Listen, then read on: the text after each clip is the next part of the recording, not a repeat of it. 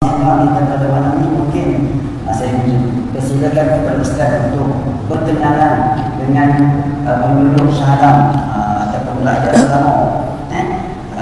Ustaz kenalkan diri, kemudian kenalkan rombongan Ustaz daripada mana, berapa ramai orang datang sini, kenapa, adakah semata-mata jemputan kita ataupun ada tujuan lain dan sebagainya. Mungkin Ustaz boleh berkenalkan sikit.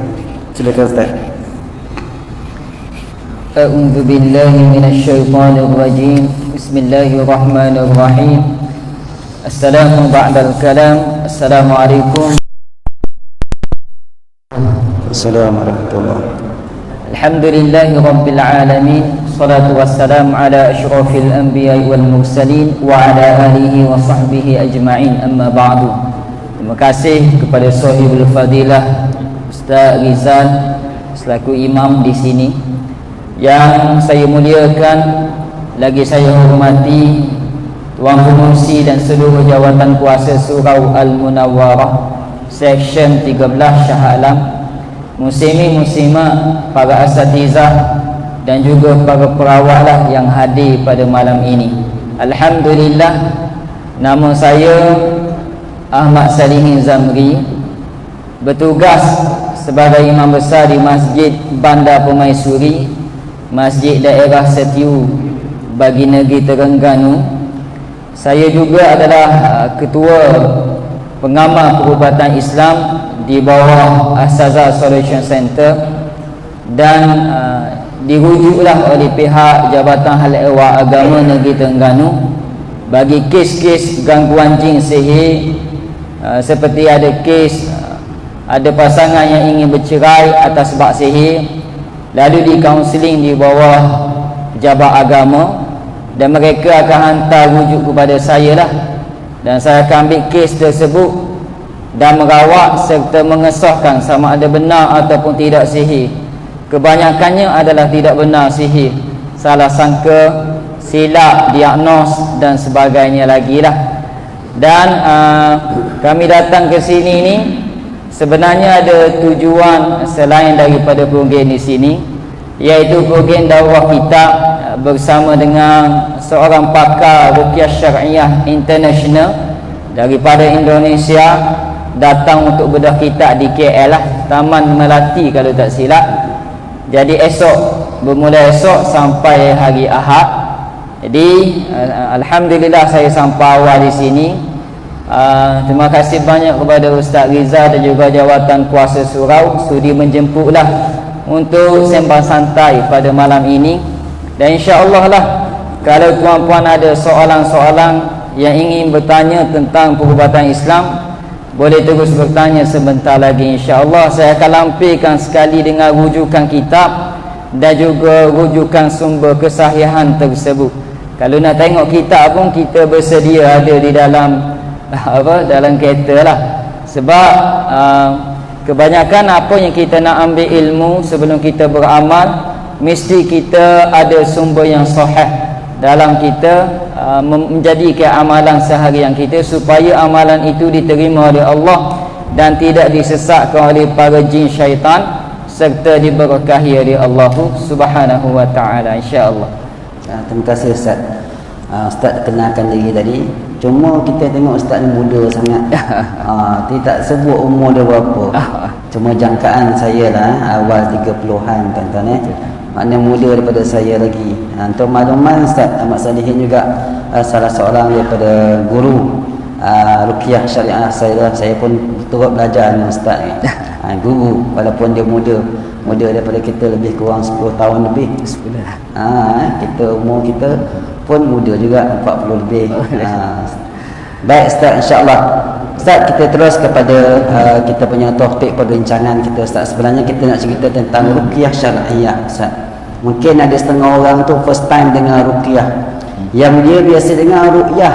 Ruqyah ni orang kata masa nak tengok bulan, anak bulan tu panggil ruqyah. Tengok anak bulan Ramadan, hari raya, tu panggil ruqyah.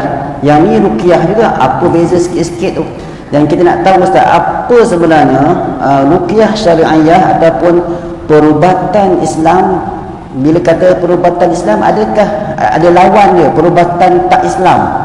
Orang kata ataupun kata perubatan batil.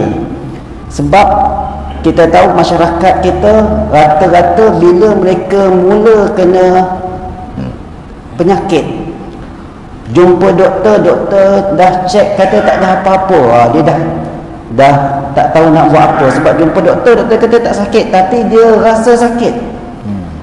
Lalu dia main tangkap je, mana orang kata boleh ubat sakit dia akan pergi jumpa bomoh, dukun, pawang dan sebagainya, Ustaz. Jadi tolong Ustaz, tolong cerita pada kami, kongsikan kepada masyarakat Shah Alam terutamanya. Yang pertama, apa dia ruqyah syariah dan perubatan Islam? Ada tak yang bukan Islam tu? Kemudian apa beza dukun, bawang, pawang ke bawang ke, lebih kurang macam tu lah, bomoh dan sebagainya. Boleh Ustaz ceritakan sikit insya-Allah. Boleh silakan Ustaz. Baik, alhamdulillah. Bagi soalan pertama, sembang santai lah. Apa itu ruqyah syariah? Ruqyah dalam bahasa Arab, bahasa Melayu dipanggil jampi. Jampi-jampi iaitu bacaan-bacaan yang dalam erti kata yang lain doa-doa, diguna pakai diambil daripada ayat-ayat Al-Quran dan juga doa-doa syifa yang telah disunnahkan oleh Nabi sallallahu alaihi wasallam, dibawa oleh ahli ulama kepada kita. Kita menggunakan jampi tersebut, yakni ayat Al-Quran dan doa-doa syifa, untuk kita mohon kepada Allah. Pertama, kesembuhan. Yang kedua adalah perlindungan. Itu adalah ruqyah. Contoh, tuan-puan sebelum masuk tandas pasti akan membaca doa, Allahumma inni a'udzubika minal khubuthi wal khaba'ith. Ya Allah, aku mohon perlindungan, perlindungan kepadamu daripada syaitan jantan dan juga syaitan betina. Di situ kita telah berdoa kepada Allah untuk memohon pertolongan, yakni perlindungan, supaya kita tidak diganggu oleh syaitan jantan dan betina sewaktu kita berada dalam tanda. Itulah ruqyah. Bermakna tuan-puan sudah sekian lama mengamalkan ruqyah. Ruqyah ni bukan untuk orang kerasukan jin sahaja, tapi ruqyah ini adalah kehidupan kita, umat muslim, umat Muhammad sallallahu alaihi wasallam. Tuan-puan sebelum makan, tuan-puan akan baca doa, Allahumma barik lana fima razaqtana wa qina azaban nar. Dan ditambah pula, boleh tambah, Allahumma rzuqna khairan minhu. Ya Allah, berkahilah rezeki yang ada di hadapanku ini. Allahumma rzuqna, ya Allah, rezekikan kepadaku, Allahumma rzuqna khairan minhu, kebaikan daripada makanan ini, dan moga-moga diberkahi. Maka kita makan dengan tangan kanan, minum pun dengan tangan kanan. Guna sudu garpu tak salah, tapi pastikan tangan kanan, pastikan suap tangan kanan, minum pun tangan kanan. Kerana dalam hadis Rasulullah sallallahu alaihi wasallam menyebut, barang siapa yang memakan dan minum tidak disertai doa dan makan pula dengan menggunakan tangan kiri, nescaya syaitan makan bersamanya. Hadis sahih. Jadi tuan-puan, sebelum makan kita baca doa dan menggunakan kaedah makan tangan kanan mengikut sunnah Nabi sallallahu alaihi wasallam. Itulah pengamalan ruqyah. Yakni kita telah mohon perlindungan kepada Allah melalui ayat Al-Quran atau melalui doa-doa yang telah disunnahkan oleh Rasulullah bagi memohon perlindungan dan juga kesembuhan. Tuan-puan telah mengamalkan ruqyah setelah sekian lama. Cuma kadang-kadang masyarakat kita salah faham, ruqyah ni untuk orang kerasukan jin je. Salah. Kerasukan jin itu salah satu daripada kaedah ruqyah bagi memohon kepada Allah agar dia ini diangkat penyakitnya. Itulah dipanggil ruqyah syariah. Syar'i, dia menggunakan pakai sumber rujukan Al-Quran, Al-Hadis, Sunnah, ijma' ulama dan qiyas serta tajribah, yakni kajian-kajian yang telah dibuat oleh alim ulama dalam bidang perubatan Islam yang berlandaskan syariat Allah Subhanahu wa taala, maka dia berdiri di atas garis panduan syar'i. Bagaimana kita nak mengenal pasti perbezaan antara ruqyah syar'iah dengan perubatan yang batil, bomoh, dukun dan sebagainya?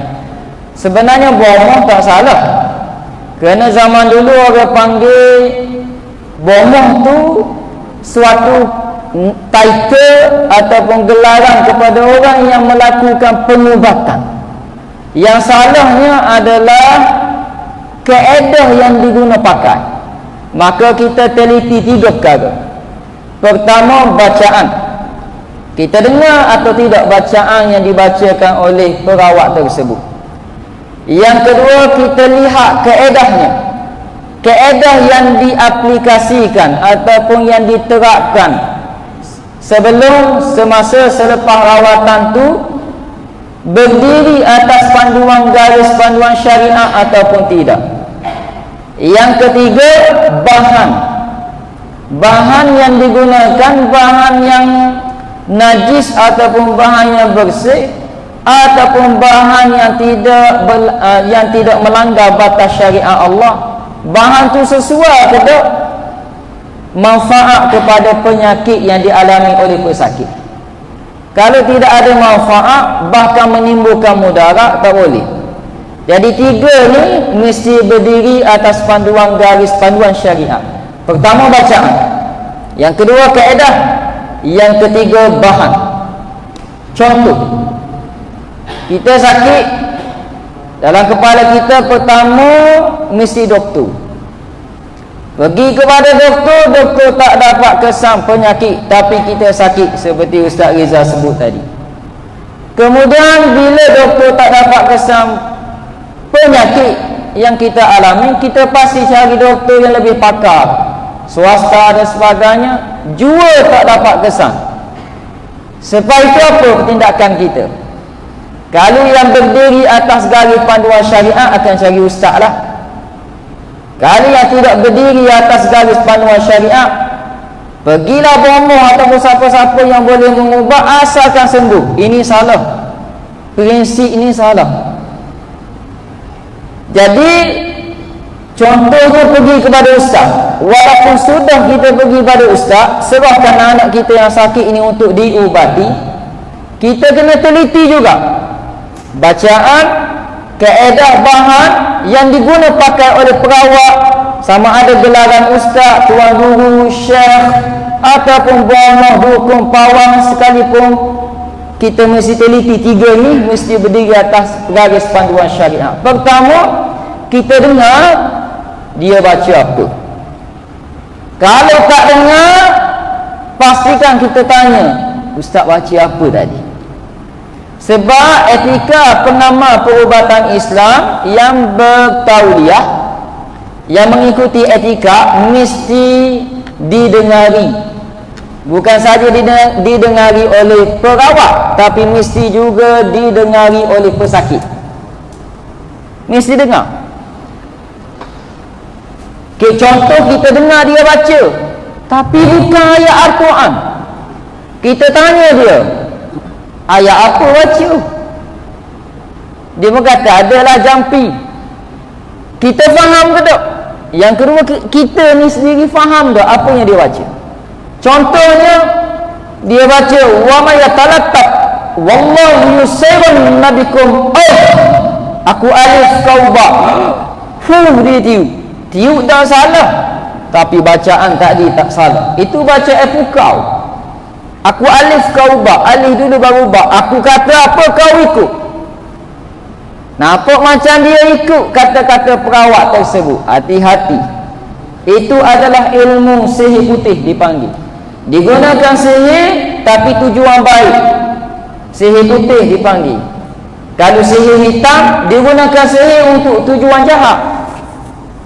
Baik atau jahat, sihir tetap haram hukumnya. Melanggar batas garis panduan syariat, tak boleh. Jadi bacaannya diragui, jangan berubah lagi. Yang kedua, kita tengok dia baca Quran, bagus.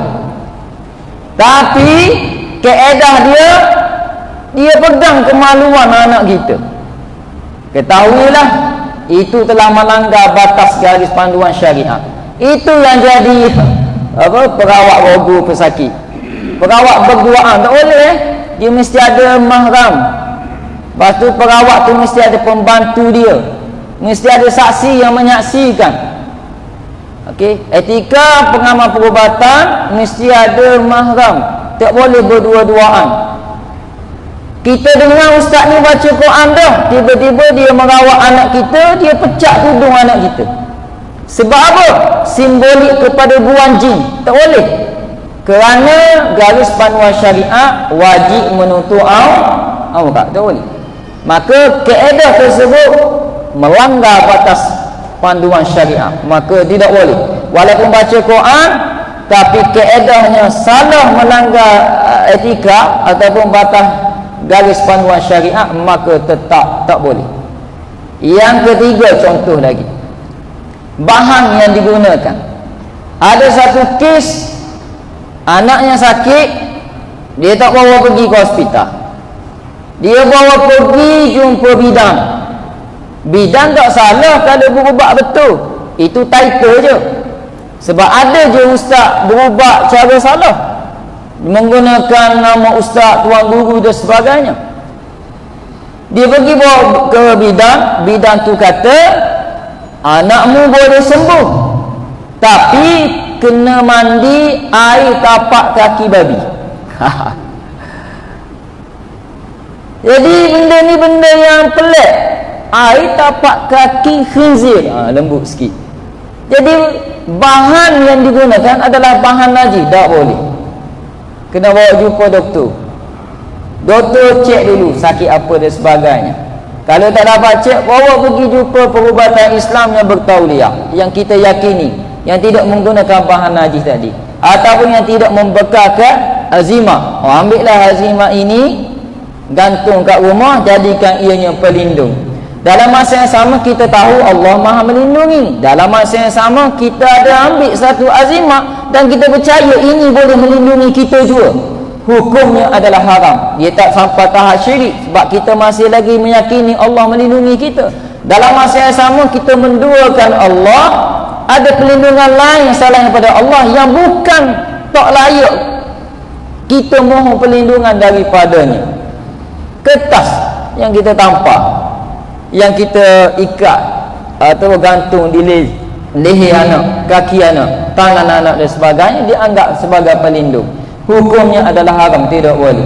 Maka benda-benda ini, bahan ini adalah sumber yang haram, tidak boleh diguna pakai. Itu bukan perubatan Islam, ruqyah syar'iyah, tapi itulah namanya ruqyah syirkiyah, jalan yang batil, yang tidak berlandaskan garis panduan syariat. Ada banyak lagi lah contoh, kalau kita nak bagi memang tak sempat masa lah.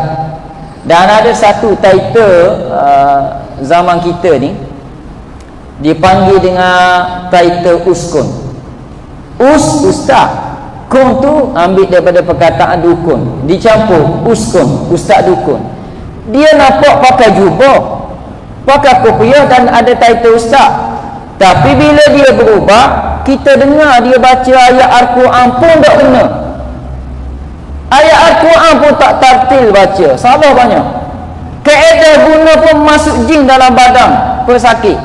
Syariat mengajar kepada kita supaya kita hindari daripada kerasukan, daripada hilang kewarasan akal. Tiba-tiba pergi berubat dengan dia panggil jin lain masuk dalam badan perantara. Hukumnya adalah haram, tak boleh. Walaupun tujuan baik. Kerana apa? Dia menghilangkan kewarasan akal. Orang yang sihat okey apa? Dia panggil jin masuk dalam badan, dia panggil teknik mediator ataupun mediumisasi. Orang tu pun kerasukan. Lalu dia tanya siapa sihir ini, mengambil percakapan jin, buang masa dan penuh dengan tipu daya. Wa makaru wa makarallah wallahu khairul makirin. Syaitan itu musuh yang nyata bagi kita, tipu dayanya sangat licik. Inna syaitan lakum aduwwun mubin. Sesungguhnya syaitan itu musuh yang nyata, musuh. Bila musuh, kita tidak boleh bersekongkol dengannya. Tipu daya dia hebat, kena buat macam musuh, bukan buat macam kawan. Ambil nasihat daripada jin, nasihat ahli ulama tak ambil. Dalam banyak ahli ulama dia ambil nasihat dengan jin, dah percaya cakap jin. Jin ini dia serangan dia bukan di badan sebenarnya, serangan dia di sini. Sebab itu bila kita pergi berubat dengan bomoh, kita pergi berubat dengan perubatan yang batil, serangannya adalah di sini. Contoh, kita pergi berubat dengan seorang yang tidak mengikuti etika perubatan Islam ataupun tidak berada atas garis panduan syariat, dia pun berubat kita, dia kata kamu kena sihir. Apa perasaan kita? Mesti kita tanya, siapa yang sihir? Kita tak tanya apa bukti. Sepatutnya kita tanya, apa bukti saya ni ustaz kata kena sihir? Mana bukti? Buktinya saya nampak saya buat solat hajat. Itu tak boleh. Itu adalah kaedah tilikan, dan kaedah tilikan adalah haram di sisi syariat agama Islam. Tak boleh. Manusia tak boleh menilik. Dan apa guna kita buat solat hajat nak tahu siapa sihir kita? Tak boleh. Kerana ia akan mengotorkan hati kita. Bila hati kita kotor, jin akan menguasai seluruh badan. Bila kita pergi perubatan batin, yang teruk serangannya di sini, sifat mazmumah. Kita pun tertanya, siapa yang sihir saya? Dia pun pejam mata sambil selawat. Ini dipanggil uskun. Ini orang tak jauh ni, orang dekat. Siapa? Orang dekat. Isteri, anak, jiran, sepupu, adik-beradik, kawan sekerja, dia mari ini orang yang pandai dekat ni. Dia pun sebut jiran, habis. Kebetulan jiran tu masa muka dengan kita, itu fitnah. Bukti tak ada, tuduhan ada. Kita percaya cakap ustaz tu tanpa bukti, itu suatu fitnah yang besar. Dosa fitnah lebih besar. Dan kita balik, memang hilang pening kepala, tapi sini teruk, balik dengan sifat mazmumah. Maka penyakit inilah sebenarnya kejayaan besar bagi jin. Kata Imam Ibnu Jauzi, penyakit ini ada dua. Pertama hissi, yang kedua maknawi. Hissi, penyakit berkaitan tubuh badan fizikal, sakit kepala, sakit perut, lebam di paha, tangan kaki kebas. Itu fizikal, itu benda simple, paling mudah nak ubati. Yang kedua, penyakit ini utama sekali serangan syaitan, maknawi, iaitu penyakit serangan jiwa. Syaitan itu akan menghiasi jiwa kita dengan sifat mazmumah. Sebab itu bila kita nak tahu kita ni berubat dengan orang betul atau tidak, lepas kita berubat, tenang atau tidak hati kita, ataupun kita balik dengan sifat yang penuh marah, dendam, benci, ingin putus silaturahim, sangka buruk, itu bukan perubatan Islam, ruqyah syar'iyah. Kerana ruqyah syar'iyah, dia akan menenangkan hati, dia akan redha dengan takdir Allah SWT. Ustaz dia akan bagi nasihat, ini semua ujian daripada Allah. Walaupun ada asbab daripada manusia, tapi tidak ada bukti, kamu tak boleh tuduh. Bahkan inilah ujian daripada Allah. Allah inginkan sihir ini terjadi pada kamu, bermakna Allah yang uji kamu. Walaupun ada asbab tu kan sihir ataupun manusia. Sebab apa Allah uji kamu? Mungkin ada dosa, mungkin Allah nak mengangkat darjat, mungkin Allah nak kamu ni, hidup kamu berubah. Inilah dipanggil hijrah. Dulu dok solat, bila sakit solat. Dulu tak cari ustaz, bila sakit cari ustaz. Dulu malam mengaji, bila sakit terpaksa mengaji. Allah didik dalam tarbiyah ujian tersebut. Dalilnya surah Al-Baqarah ayat 102. Wa ma hum bidarrina bihi min ahadin illa biiznillah. Dan tidak ada apa-apa mudarat yang boleh menimpa kalian melainkan biiznillah, dengan izin Allah Subhanahu wa taala. Jadi tiga ni kita kena teliti, bacaan, kaedah bahan, pastikan berdiri atas garis panduan syariat. Itu yang pertama lah, insya-Allah. Kembali kepada Ustaz Rizal. Terima kasih Ustaz. Alhamdulillah Ustaz dah sentuh sikit tadi berkenaan dengan ciri-ciri tok bomoh ataupun ustaz dukun uskun. Orang kita ni tuan-tuan bila nak berubat sebab dia dah sakit ni. Jumpa doktor kata tak ada apa-apa, okey dah scan apa semua, dah x-ray tak jumpa jin dekat badan. Kat x-ray tu tengok tak ada jin pun, nampak tulang je. Memang x-ray tak nampak dah jin. Jadi dia dah putus asa, akhirnya dia cari siapa yang boleh ubat. Akhirnya jumpalah macam-macam jenis orang. Atau masuklah dakwaan mereka orang power. Sebab bila jumpa kita ustaz ni, tanya ustaz boleh berubat tak? InsyaAllah kita ikhtiarkan. Ustaz boleh nampak jin tak? Tak boleh. Oh ustaz tak power. Dia kata ustaz tak power, selamba. Jadi bila jumpa hak jenis yang power yang nampak jin ni, dia kata ustaz tu bila kita jumpa dia kata, nama saya ustaz sekian, nama dia dirahsiakan lah tuan-tuan. Dia kata ustaz sekian, kemudian bila dia merawat kita datang tu pun dia tahu dah kamu ada masalah sekian. Dia awal-awal dah tahu dah masalah kita. Kemudian bila dia rawat dia kata kamu ni ada 3 ekor jin. Dia nampak dah jin ada kat kita. Kemudian dia pun main tangkap jin masuk dalam botol, ataupun dia sembelih jin, ataupun dia tangkap, dia buang kat laut, kat sungai apalah. Maknanya dia dah mula nampak jin, dah sembelih, dah tangkap masuk dalam botol. Kemudian dia tahu pula ada berapa ekor. Kita kata ustaz ni memang power. Kita kata nanti kan ustaz cerita betul ke power je lihat tu. Kita ni yang jenis nampak jin ni kita suka-suka. Yang jenis tak nampak jin, ustaz tak nampak jin ni memang ustaz ni tak power. Kita orang kita. Jadi tuan-tuan, lepas ni harap-harapnya bukan itulah kata tanda aras ataupun penilaian kita terhadap power tak power seseorang tu. Akibatnya ramai di kalangan orang-orang kita jadi sesat. Sebab apa? Sebab ditipu oleh para dukun. Bahkan kita sanggup melabur ribuan ringgit. Ustaz tu kata seekor jin 1,000. Nak tak nak? Kita rasakan buang jin 1,000. 3 ekor ni 3,000 pun 3,000 dah ustaz. Jumpa hak ustaz ni dia merawat 2-3 jam ni. Berapa ustaz? Ikut mu lah 50 riyal. 3 jam 50 riyal. Yang ustaz tu 3 ekor jin 3,000 sanggup kita. Tu orang kita. Kesian kat ustaz. Jadi tuan-tuan, bila dah jumpa ustaz ni pula, ustaz tu bagi barang. Ni ada tangkal lah, ada botol lah, ada kertas yang dia lipat-lipat apalah. Nanti kan ustaz cerita, ustaz kongsikan sikit. Kita ni mungkin sejarah-sejarah kita pernah jumpa hak jenis tu. Hak ustaz tu dia bagi barang, dia suruh kita simpan, gantung, tempek, tampal, tanam, celet. Barang-barang tu kalau kita masih ada simpan, ustaz nak buat macam mana? Nak buang kat sungai ke ataupun simpan je lah sampai mati. Ustaz boleh kongsikan sikit ustaz. Silakan.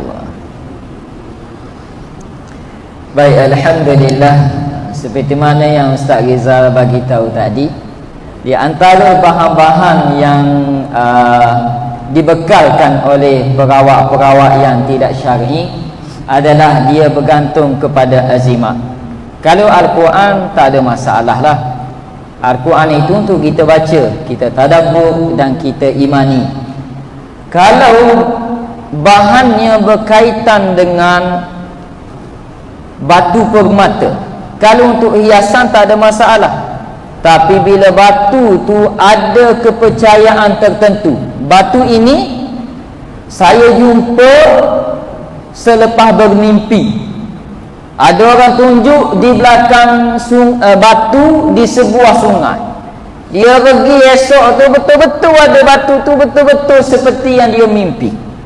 Dia pun sangkakan itu anugerah daripada Allah Subhanahu Wa Taala. Lalu diambil dan dianggap sebagai pelindung, dan itu adalah anugerah daripada Allah. Ada kelebihan pada batu tersebut. Ketahuilah itu mimpi mainan syaitan. Rasulullah sallallahu alaihi wasallam bersabda di dalam hadis riwayat Imam Tirmizi dalam kitab Al-Ihtilam, karangan Syekh Dr. Sa'id Ahmad Abdul, seorang syekh yang pakar bidang perubatan Islam. Beliau ada pada Mesir.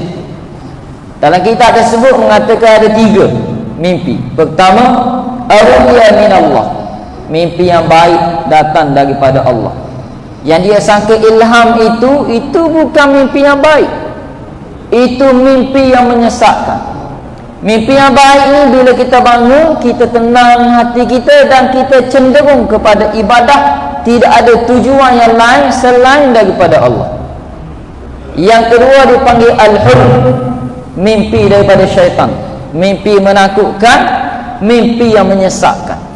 Salah satunya seperti mimpi tadi, ambil batu tu, percaya dan yakin pada batu tu boleh memberi bekas, yakni memberi rezeki, boleh memberi perlindungan, lalu kita puja batu tu sentiasa ada dengan kita. Anak usik pun kita bagi penampar pada anak tu, marah sangat sayangnya kepada batu tersebut. Ini tidak boleh. Ianya akan menzahirkan gangguan jin pendamping dipanggil. Ada yang mendamping. Salah seorang tu kita ambil batu yang dia sayang, saya kata saya nak tengok je, ambil letak di atas tangan, kita baca ayat-ayat pembatal, batu tu berpusing dan dia mula muntah. Kalau benda tu benda baik, kenapa dia muntah bila dibacakan surah Fatihah sahaja? Kemudian kita lanjutkan dengan 3 kul, muntahnya makin banyak. Kenapa? Sedangkan Al-Quran ini turun rahmat. Wa nunazzilu minal Qur'an ma huwa shifa wa rahmatul lil mu'minin ila akhir ayat. Sadaqallahul azim. Kami turunkan Al-Quran sebagai penyembuh dan rahmat bagi orang yang beriman. Dia beriman. Bila kita bacakan berkaitan dengan batu yang dia puja, kenapa dia muntah? Berarti ada sesuatu yang tak kena pada dia dan juga batu tersebut. Batu tak salah, yang salah adalah kepercayaan yang dia percaya tersebut. Itu sebagai contoh, tak boleh. Yang kedua, kalau ada macam mana nak buat, saya lebih cenderung ambil batu tu. Kalau batu tu tak ada nilai, tak ada apa dan sebagainya, kita musnahkan terus. Ambil tukur, Bismillahirrahmanirrahim, Bismillah, Allahu Akbar, tukur, hancur. Bukan setakat tu, keluarkan kepercayaan tersebut. Batu itu boleh melindungi. Syaitan tidak menyesatkan kita sembah berhala, tidak. Tapi dia menyesatkan kita secara halus, secara tersembunyi. Kita sedang menyembah batu tersebut yang kita mengakui dia juga mampu melindungi kita. Ini bahaya. Kalau batu tu boleh digunakan, kita sayang, boleh jadi hiasan ke apa, kita dah keluar dah kepercayaan ni. Tak ada dah, kita tak percaya dah. Kepercayaan kita bulat kepada Allah yang maha melindungi, maha memberi rezeki, maha melihat, maha mendengar, maha menyembuhkan. Kita ambil batu tu, tenggelamkan dalam air dan baca pada air tersebut dengan niat, ya Allah, batalkan segala pengaruh-pengaruh yang negatif yang ada kaitan dengan bangsa jin. Baca surah Fatihah, tiup, ayat kursi, tiup, dan 3 kul, lalu tiup dan rendam semalaman. Kemudian esok nak ambil buat cicing ke apa, tak ada masalah. Yang bermasalah bila kepercayaan kita tersebut tadi. Baik, tuan-tuan rahmati Allah, lagi saya berkongsi satu kes yang berlaku di daerah Setiu. Ada seorang pakcik, dia datang ke masjid saya, minta saya datang ke kedai dia, kedai makan. Kita tak sebut nama kedai, kita tak sebut kampung apa. Kita ambil iktibar cerita dia. Saya kata, ada masalah apa? Dia kata, ada orang sihir kedai saya, Ustaz. Habis orang tak nampak kedai saya. Siapa sihir? Kamu? Saya suka tanya, kamu tahu macam mana kedai kamu disihir? Banyak dah saya jumpa bohong, Ustaz. Semua bohong kata kedai saya disihir. Oh, ada saya jumpa Ustaz pun tu kata kedai saya disihir. Mereka buat dah tapi tak jadi, tak berkesan. Saya nak Ustaz buat. Kalau Ustaz tak pergi malam ni, saya akan tembak orang tu. kejut saya. Nak tembak siapa? Adalah saya syok orang tu. Syok baru. Nak tembak orang. Pakcik ada pistol ke? Tak. Pakcik boleh upah orang tembak. Saya pun tanya, berapa ratus? Ada 500, satu peluru. Oh. Alik Terengganu kan dekat dengan Thailand. Tu. Terkejut saya. Murahnya nyawa orang. 500 satu peluru. Kalau tak kena tepat, kena guna 2 peluru 1000. Saya pun takut main peluru-peluru ni takut kita. Kalau jin okey lagi, ni peluru ni. Saya kata saya pergi malam. Malam tu lepas isyak, saya dan anak buah saya pergi kedai dia memang tak ada orang. Kedai cerah okey je. Saya tengok sekeliling tak ada azimat. Macam mana ni? Ruqyah pelayan-pelayan kedai dia, staf-staf dia semua tidak kerasukan okey semua. Ruqyah pakcik tu okey. Saya ruqyah isteri ada gegaran sikit. Tapi dia tidak kerasukan, ada gegaran. Itu bermaksud ada pendamping. Okey. Tapi saya tak boleh buktikan dia ada pendamping. Saya tanya dia apa, dia tidak ada sejarah saka keturunan pelik, tak ada. Saya tak boleh nak buktikan. Jadi saya tak perlu sebut dia kakak ni ada pendamping isteri dia. Saya tak boleh buktikan, saya tak sebut. Kemudian saya minta dia masak. Dia masak makanan, saya pun makan, sedap. Tak ada sakit perut, tak ada apa. Kita baca doa, tak ada apa. Pada masa tu pukul 11.30 malam dah.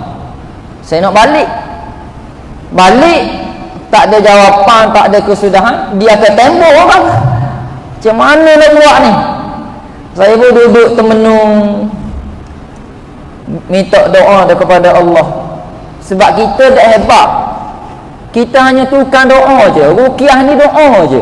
Kita berdoa pada Allah sembuhkan, berdoa pada Allah lindungi ya Allah. Kita pun bacalah ayat ni. Hasbunallah ni'mal wakil, ni'mal maula wa ni'man nasir. Hasbunallah. Baca banyak kali sambil tengok kedai dia. Bukan nak cari jin. Kita orang normal tak nampak jin. Kalau siapa-siapa mengaku dia boleh nampak jin dengan kehendak dia, bukan dia duduk tiba-tiba nampak secara tak sengaja tu, tak apa, tak ada masalah. Yang dia tengok, ada seekor sana, situ ada seekor, atas badan ada seekor, dengan kehendak dia. Fiqh Imam Syafi'i menghukumkan gugur akidah. Sebab apa? Bersalahan dengan ayat Al-Quran, a'udzubillahi minasyaitonir rajim, innahu yarakum huwa wa qabiluhu min haitsu la tarawnahum. Sadaqallahul azim. Allah kata mereka yakni bangsa jin boleh lihat kamu dari arah dan tempat yang mana kamu, kita semua tak dapat melihat mereka. Itu normal. Tiba-tiba kita boleh melihat ada benda tak kena, sama ada diganggu ataupun ada jin pendamping. Melainkan Nabi dan Rasul Allah itu mukjizat. Tuan pada rahmati Allah. Itu hukum Allah sudah tetapkan dalam Al-Quran dan dibahas oleh alim ulama. Jadi kembali pada cerita tadi, saya pun baca ayat tu. Saya tak tahu nak buat apa. Ruqyah dah. Basuh dah kedai dia. Azimat tak ada jumpa. Saya baca ayat tadi, hasbunallah, itu yang terakhir kita bergantung pada Allah. Ya Allah, Engkau lah sebaik-baik penolong dan penjaga kami, pelindung kami, ya Allah. Baca doa. Tiba-tiba saya lihat tiang-tiang di kedai dia tu, atas tu bumbung kan. Tiang tu dia ada tempat macam boleh letak barang sikit. Dia ada macam apa ni, tiang bumbung. Tengah-tengah tu ada, atas pada tiang tu ada tempat kita boleh letak situ. Tu dipanggil ke apa Ustaz? Para. Jadi saya pun minta anak buah saya, poklah kan. Dia ada depan, boleh tanya dia. Ini bukan cerita reka, ini memang betul-betul pengalaman betul.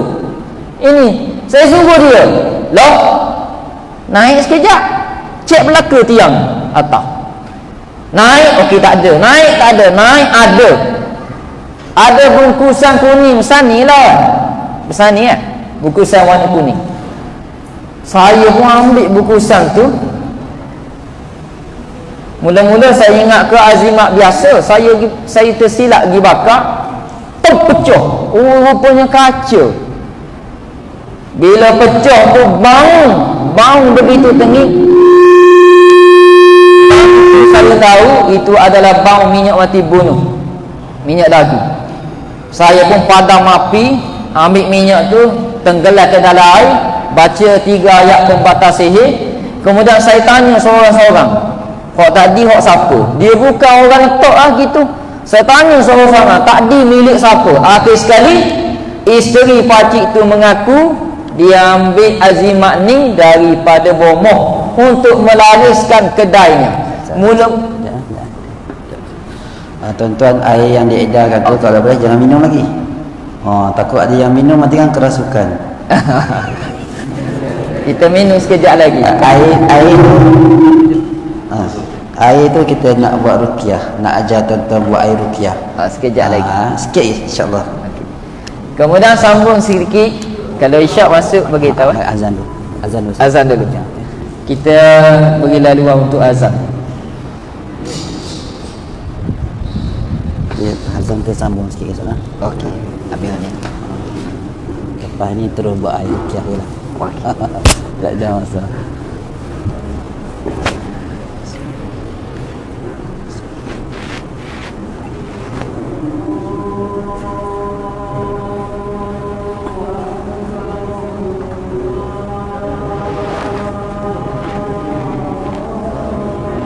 Kita nak air ruqyah tu kita nak baca yang panjang ke apa Ustaz? Pendek.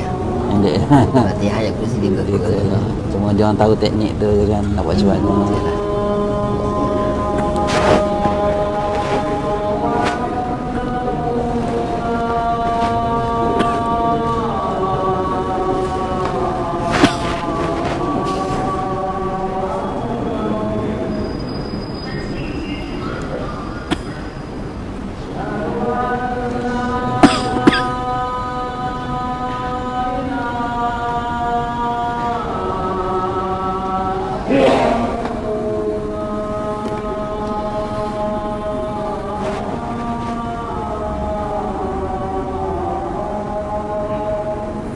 Asyhadu an la ilaha illallah.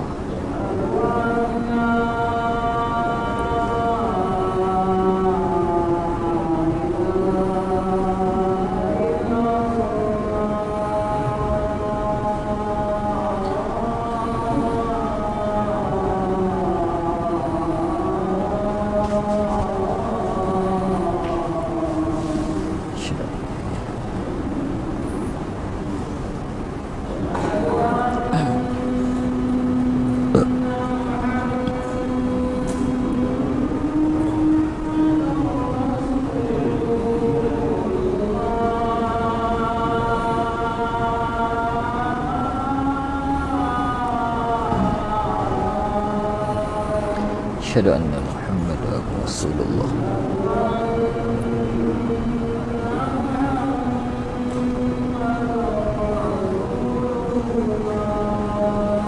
Nanti habis yang ni Ustaz cerita ni, lepas tu nanti kan saya nak beritahu tentang apa program lepas isyak. Okey. Lepas tu siapa yang perlu attend tu mungkin Ustaz boleh cerita kat sikit siapa yang perlu attend, maknanya ada simptom-simptom tu ada. Kalau yang lain tu kalau rasa dia sihat, dia tak nak apa nak balik boleh lah.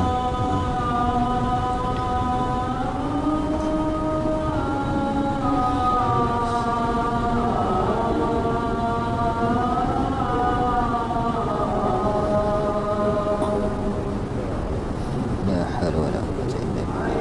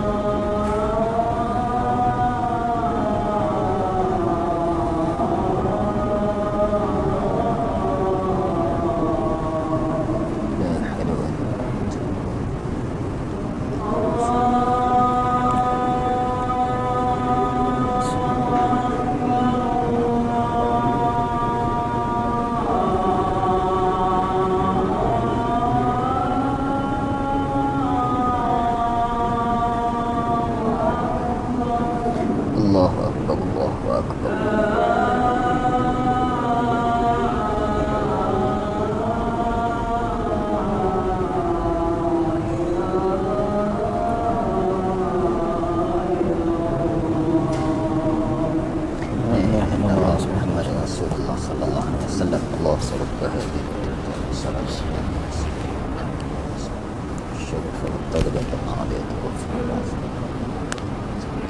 Boleh sambung sikit Ustaz, sambung cerita tadi. Saya sambung cerita tadi ya, sikit lagi. Setakat mana tadi ya? Okey, jumpa Azimat tersebut. Saya tanya satu persatu. Isterinya mengaku ambil daripada bomo untuk melariskan perniagaan. Mula-mula jadi, lama-lama makan diri. Jadi itu pengakuan daripada isterinya sendiri. Maka pakcik tadi senyap 1000 bahasa, diam 1000 bahasa lah. Kemudian saya teruskan dengan tazkiyatun nafs, yang ni tak boleh, bertaubatlah kepada Allah, yakinlah dengan rezeki yang Allah beri, masak dah sedap dah, hias cantik-cantik, tak perlu azimat-azimat lain. Layan customer dengan baik, jaga kebersihan, semua tu. Jadi yakin rezeki daripada Allah SWT. Jadi dia pun istighfarlah ramai-ramai pada ketika itu. Ia mendatangkan jin pendamping. Jadi tuan-puan yang mana ada azimat-azimat di rumah sebagai pelindung dan sebagainya, ambil kalau ketah kain, bakar sambil baca surah Al-Falaq dan An-Nas. Sambil baca surah Al-Falaq dan An-Nas, bakar sehingga habis. Debunya ditanam, ataupun kalau debunya sukar untuk ditanam, boleh dibuang saja, tak ada masalah. Tapi kalau itu bercampur dengan ayat Al-Quran, tulisan yang kita tak dapat fahami, ada nama-nama Allah, ia untuk penghinaan sahaja sebenarnya ayat tersebut, maka kita perlu tanamlah. Perlu jaga juga kalimah-kalimah ayat suci Al-Quran. Seperti dia sebut kun fayakun dari surah Yasin, tapi tiba-tiba kun, dia pun tulis kata Allah, fayakun kata Muhammad, dia tambah ayat lain, hei seteruku sekian. Tak boleh kan? Tak boleh ubah ayat Al-Quran tersebut, tak boleh. Tak boleh menokok tambah sebelum, selepas, di tengah, di awal, di tengah, di akhir, tak boleh. Maka kena jaga baik-baik kesucian Al-Quran tersebut, insya-Allah. Jadi saya serah kembalilah kepada Ustaz Rizal. Baik, terima kasih Ustaz atas penjelasan pada kita berkenaan dengan azimat tadi. Tuan-tuan dan puan-puan yang dimuliakan Allah, kita nak cerita tentang jin ni, panjang sebenarnya. Ni tak cerita jin saka lah apa semua lagi ni, sebab masa tak ada. Kita selepas isyak ni insya-Allah kita akan buat program ruqyah masal. Apa dia ruqyah masal tu tuan-tuan? Ruqyah secara ramai-ramai. Siapa yang rasa-rasa dia ada simptom-simptom, dia rasa hidup dia macam tak aman, dia ada masalah je, terganggu je, sakit je, jumpa doktor kata semua okey, tapi dia rasa hidup itu ada masalah.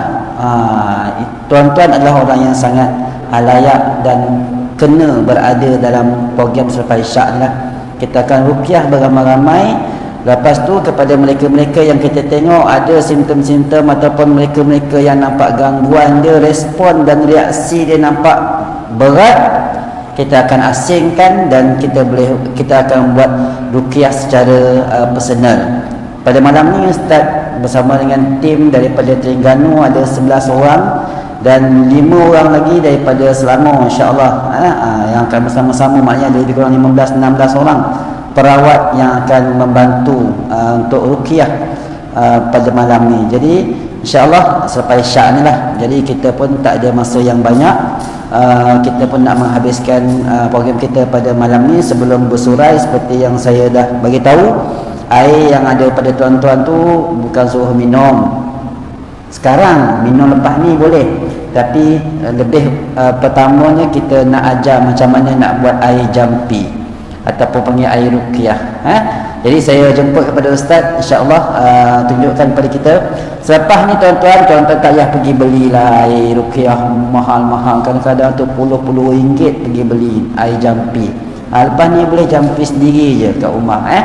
Jadi Ustaz boleh kongsikan macam mana teknik nak buat air jampi tu. Ustaz silakan Ustaz. Baik, Alhamdulillah tuan-tuan, ini mungkin perkongsian terakhir kita lah pada malam ini. Saya akan ajarkan macam mana kita nak buat air itu diberkahi dengan doa-doa, ayat-ayat Al-Quran mengikut kaedah yang dibenarkan syariat. Kita lihat hari ni ramai yang jual air ruqyah dengan harga RM60, 2 botol RM160 dan sebagainya, yang sebenarnya kita boleh buat sendiri. Sebenarnya kita boleh buat sendiri. Siapa yang sakit? Kita yang sakit. Memang kita nak ambil berkah orang tu, tapi orang tu ambil kesempatan ke atas kita. Itu masalahnya. Buat perniagaan air tersebut. Sedangkan air ni harganya berapa je sebenarnya. Tuan puan yang sakit, tuan puan yang berhajat, tuan puan yang perlu panjatkan doa kepada Allah. Orang yang buat tu, dia tidak sepenuh hati pun panjatkan doa. Dia tak tahu pun apa masalah kita. Dia tak tanya pun keluhan sakit kita, keluhan mimpi kita, sejarah rawatan kita, sejarah keturunan kita, laporan doktor. Ini semua perlu ni dinilai, diagnos sebelum dirawat sebenarnya, ataupun sebelum dibuat air jampi. Sebelum kita teruskan, saya bagi tahu air ini boleh dibaca. Dan air ini kajian orang kafir ni, Profesor Misaru Emoto nama dia, pakar kajian saintifik berair lah, pakar saintifik berair. Beliau orang Jepun. Dia kaji tentang air. Air ini dia bersifat merakam.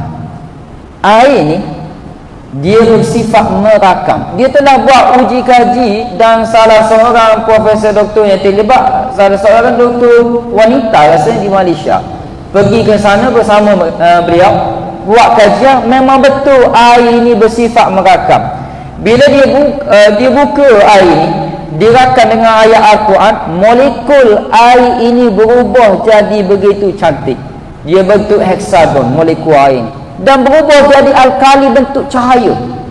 Apabila diperdengarkan alunan nyanyian, air itu molekul jadi berubah, pecah heksagon tersebut, dan jadi yang tidak cantiklah molekul air tersebut. Jadi air ini Rasulullah sallallahu alaihi wasallam telah ajar kepada kita sekian lama dah, 1400 tahun lebih. Setiap kali kita makan minum depan makanan, Rasulullah pesan apa? Jangan kata hudu. Walaupun kata-kata kesak, walaupun makanan tu tak sedap, jangan kata tak sedap. Rupanya bila dikaji, dia boleh merakam apa yang kita kata padanya. Dan Rasulullah meminta Aisyah membacakan 3 kul pada air dan 1 pada wajahnya ketika Rasulullah sakit, dan Rasulullah meminum air tersebut. Jadi air ini boleh dibuat bacaan.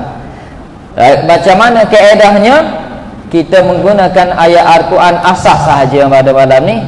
Surah Fatihah, ayat kursi 3 kul, kita akan buat sama-sama dengan niat, ya Allah, dengan berkah ayat Al-Quran yang aku baca pada malam ini, berkahilah air ini, jadikanlah air ini asbab penyembuhan kepadaku, ya Allah. Kerana dalam tubuh badan kita ni, kata doktor, 85% air. Dalam otak ada air, dalam tulang pun ada air. Tu darah ini air. Jadi air yang baik masuk, dia akan mempengaruhi molekul-molekul air darah semua ini, menjadikan badan kita sihat, dan menyebabkan jin tersebut tidak dapat mengalir dengan baik. Kalau ada jin dalam badan lah, biasanya akan motor, akan ketar tangan. Kalau tak ada jin, alhamdulillah, makin jadi penenang jiwa dan sebagainya, insya-Allah.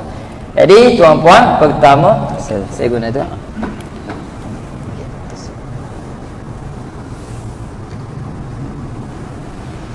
Sangat mudah. Pertama, tuan-puan perlu buka botol.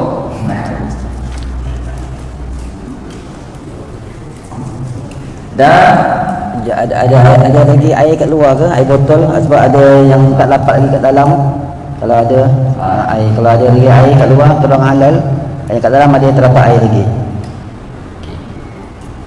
Buka botol. Kalau botol tu tak besar sangat, kita boleh letak macam ni tangan. Tangan kiri ke bawah, tapak air, tangan kanan kita memegang. Kalau botol tu besar letak je bawah tak apa. Ni botol kecil. Okey. Okey, boleh? Kita pasang niat, ya Allah, dengan berkah ayat Al-Quran yang aku baca ini, berkahilah air ini, jadikanlah ia asbab kesembuhanku, ketenangan jiwa dan segala kebaikan untuk mentaati perintah. Okey, boleh? Dan kita guna jampi terhebat, iaitu Al-Quran. Ayat asas saja surah Fatihah, ayat kursi 3 ku. Sama-sama baca dengan saya lah. Kita mula dengan surah Fatihah. Dekatkan dengan bibir kita. Sama-sama. A'udzu billahi minasy syaithanir rajim. Bismillahirrahmanirrahim. Alhamdulillahi rabbil alamin. Ar-Rahmanir Rahim. Maliki yaumiddin. Iyyaka na'budu wa iyyaka nasta'in. Ihdinas siratal mustaqim. Siratal ladzina an'amta 'alaihim ghairil maghdubi 'alaihim waladdallin.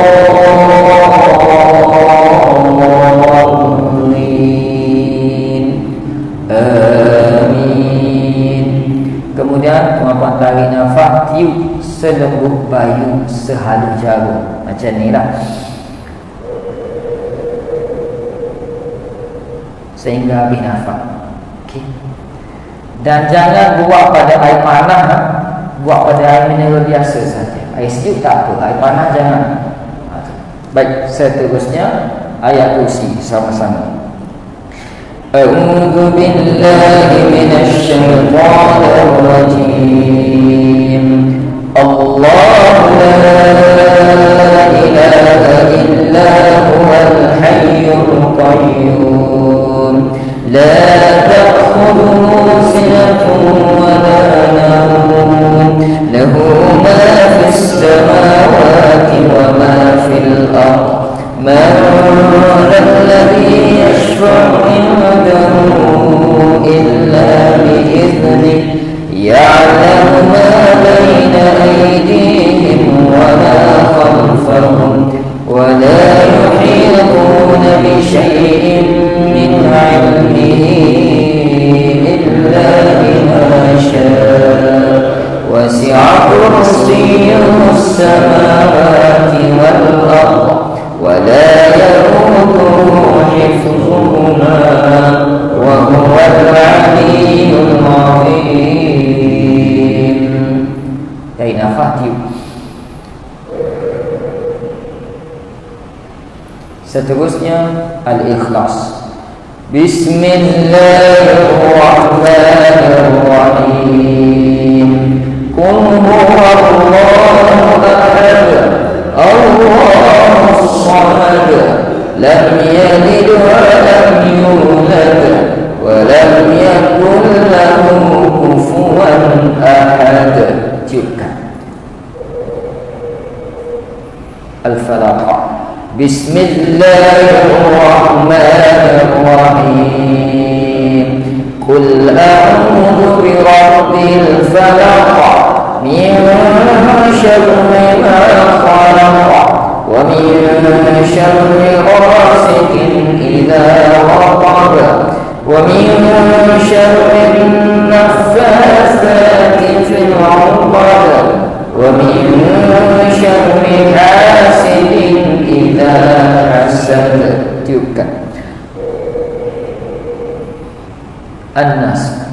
Bismillahirrahmanirrahim. Qul a'udzu birabbin nas, malikin nas, ilahin nas, min syarril waswasil khannas alladzi yuwaswisu fi sudur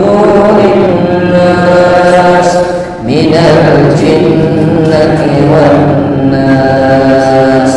Tiupkan. Kemudian tuan-tuan baca doa-doa, apa pun doa yang tuan-tuan ingat. Contohnya, wa idza maridtu fahuwa yashfin.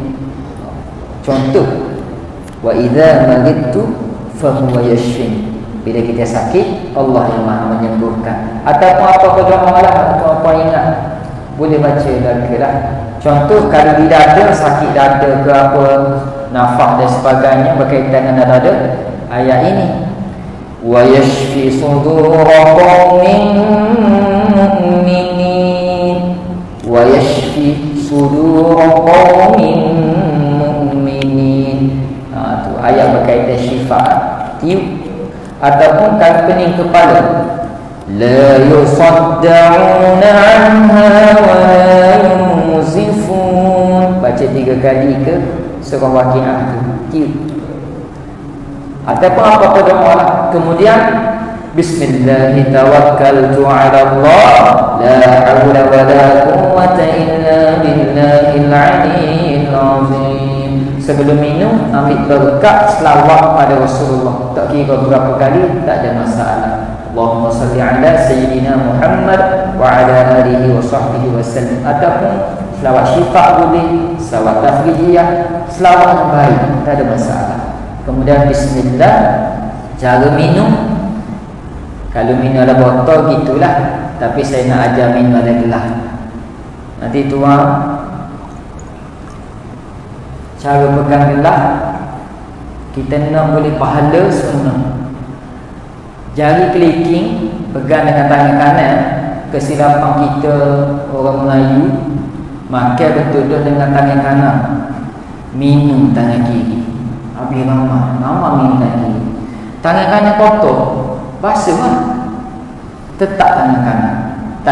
Jangan minum tangan kiri. Tangan kanan, jari kelingking duduk di bawah gelas. Macam ni Rasulullah pegang gelas. Ini tak ada gelas, pegang botol lah. Kemudian bacalah doa, Allahumma barik lana fi ma razaqtana wa qina azabannar. Dan ambil juga doa ni, Allahumma rzuqna khairan min. Ini Rasulullah baca juga, ya Allah, rezekikan kepada kami kebaikan daripada air. Cara minum, tengok saya buat dulu. Bismillahirrahmanirrahim. Telah sebut alhamdulillah. Nak minum pula, bismillahirrahmanirrahim. Alhamdulillah.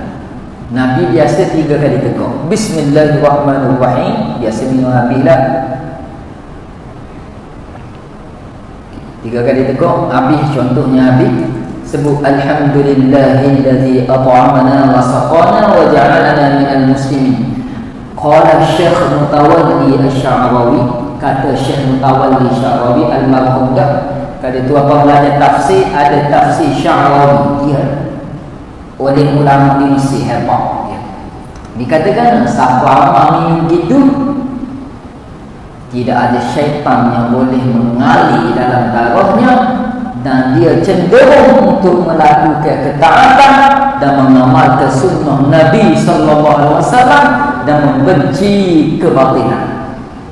Sebab apa? Air ini sudah merakam dengan niat yang benar, mengharap rahmat Allah, perlindungan daripada Allah, dibacakan Al-Quran. Al-Quran tidak ada yang boleh menandingi Al-Quran, tidak ada. Kalau ada, dia lemah. Ustaz kita tadi lebih hebat daripada Al-Quran, lemah. Maka yakin dengan Al-Quran, yakin dengan doa syifa, maka diminum air yang akan mengalir seluruh badan dan akan membantu kita untuk taat kepada Allah. Itulah kebaikan daripada air syifa itu tadi. Jadi tuan-tuan, itu sajalah perkongsian saya pada malam ini. Saya ijazahkan semua amalan yang saya berikan pada malam ini kepada tuan-tuan untuk diamalkan. Moga-moga diberkahi oleh Allah Subhanahu Wa Taala. Saya biasa ceramah 2-3 jam, tapi malam ni esok kerja kan, bertiawal lah, kita jumpa lain masa insya-Allah.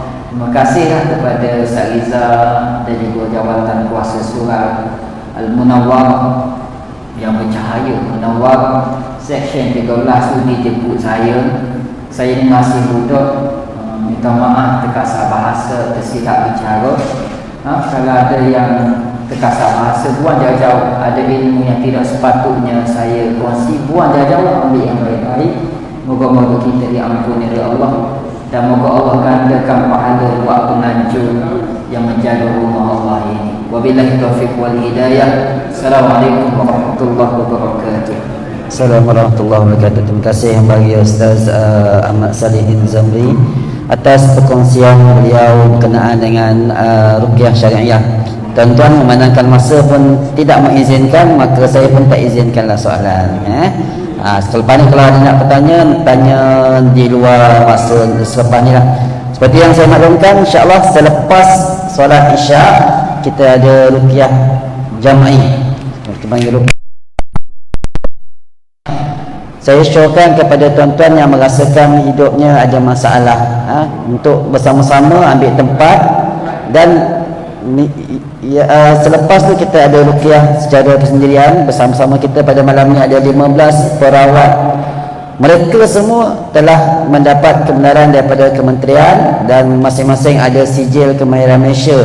Kita diuji tuan-tuan, bukan orang kata belajar-belajar gitu je. Kita diuji oleh kementerian untuk dapatkan kebenaran merawat.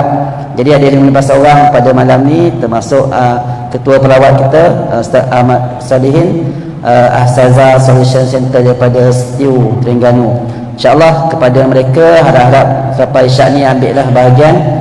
Ataupun tuan-tuan nak saja nak tengok kita ni ada masalah ke tak ada masalah. Kalau ada masalah, kita terus untuk rawatan. Sebab saya tengok ada orang yang sebenarnya dia ada masalah sakit tapi dia tak nak merawat.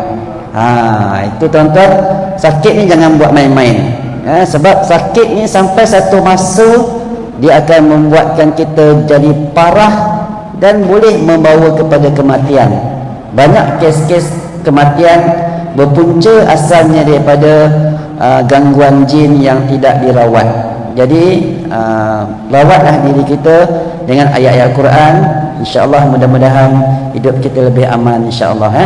Jadi takat itu sahaja perkongsian sembang santai kita pada malam ini. Terima kasih bagi pihak surau rakamkan kepada Ustaz Ahmad Salihin dan rombongan daripada Terengganu sama 11 orang, dan 5 orang lagi perawat mereka daripada Selangor turut hadir pada malam ni bersama-sama untuk membantu rawatan pada malam ni. Juga tidak terlepas terima kasih kepada pihak surau, Datuk Pengerusi dan kuasa yang memberikan kebenaran untuk majlis ini dilangsungkan. Terima kasih kepada tuan-tuan semua yang hadir. Saya percaya yang hadir ni bukan saja yang sakit, yang sihat pun hadir juga. Dan yang hadir pada malam ni bukan saja di Shah Alam, bahkan sebenarnya seluruh Selangor turut hadir. Sebab mereka adalah orang yang sangat berhajat nak jumpa dengan Ustaz dan mendapatkan rawatan. Mungkin ada yang datang dari jauh datang pada malam ni untuk sama-sama mendapatkan rawatan. Terima kasih semua atas perhatian. Saya minta maaf atas segala kelemahan dan kekurangan. Sama-sama kita tangguh majlis kita dengan tasbih kafarah dan salatul asr. Subhanakallahumma wa bihamdika asyhadu an la ilaha illa anta astaghfiruka wa atubu ilaik. Bismillahirrahmanirrahim. Wal 'asri innal insana lafi khusr illa alladhina amanu wa 'amilus shalihat wa tawassaw bil haqq wa tawassaw bis sabr. Assalamualaikum warahmatullahi wabarakatuh. Terima kasih Ustaz.